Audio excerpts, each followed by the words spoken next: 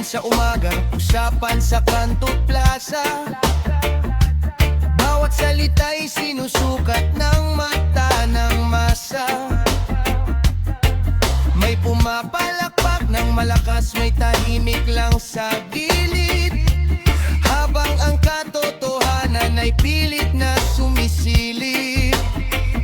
At sa gitna ng diskusyon, may tanong na di mawala: kung patas ang timbangan natin, bakit may agam-agam pa?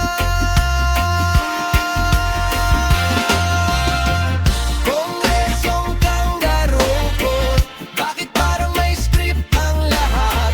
May hatol na ba sa papel bago pa man marinig ang bawat sagot? Kongresong Kangaroocourt, saan ba patungo ang laban? Kung hustisya ang hanap natin, bakit may duda ang sambayanan? Hindi kulay, hindi pangalan, hindi kampo ang usapan.